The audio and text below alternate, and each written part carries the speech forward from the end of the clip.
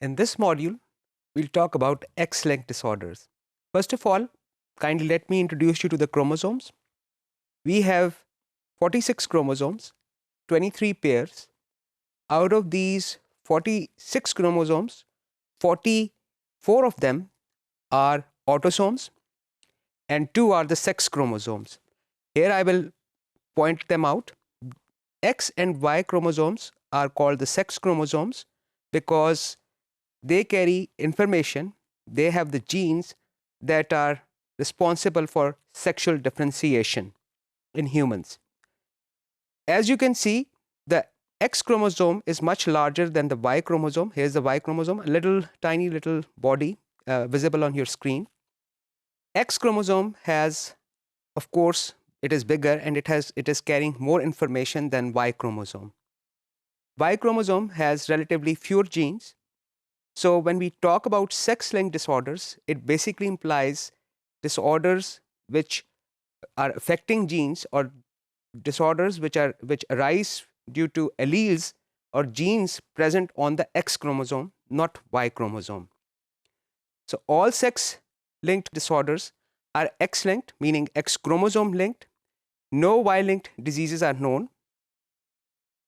These sex-linked disorders are transmitted by heterozygous female carriers to sons.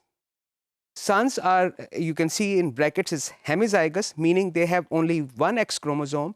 So the Y chromosome, which is the homologous chromosome of the X chromosome, does not have any other gene. It does not have a complementary or the similar gene. So even if this disorder, most of the X-linked disorders are actually recessive. So even one gene, which would be a recessive gene, it will be able to express itself. The phenotype will be present in the carrier or the individual who has that copy of that allele. Heterozygous females rarely express full phenotype. Heterozygous females, meaning females having two X chromosomes, one with a defective copy of a gene and other with a normal gene. So as we know, we have two alleles for a particular gene. So one allele is defective, other is normal. So why would females, they have a normal copy? We have said that recessive disorders, they manifest themselves if both copies of a particular gene are defective, or if both copies are the same.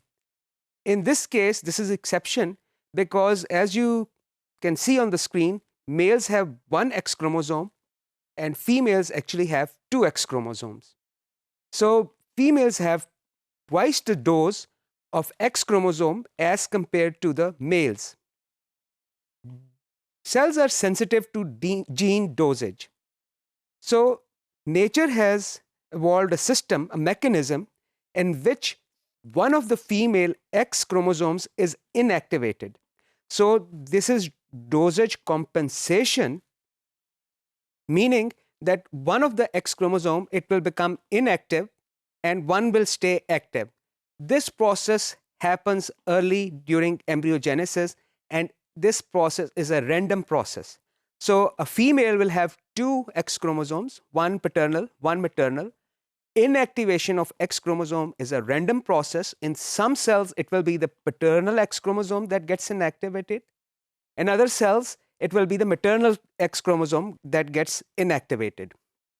So partial phenotype of X-linked disorders in heterozygous female is due to the fact that one X chromosome is getting inactivated at random, and if it so happens that majority of the cells inactivate the X chromosome which is carrying the normal gene, normal allele, such females will show the partial phenotype, although they have one normal copy of that gene.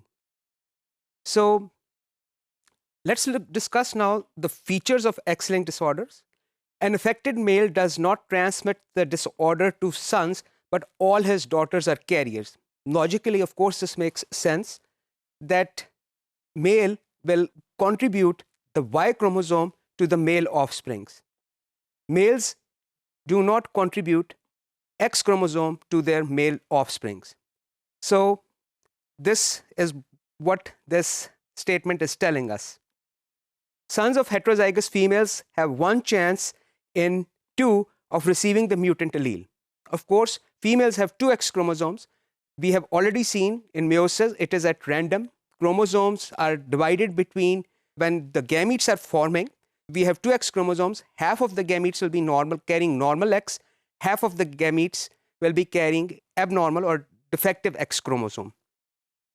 There are very few X-linked dominant diseases. Inheritance pattern is characterized by transmission of disease to 50% of the sons and daughters.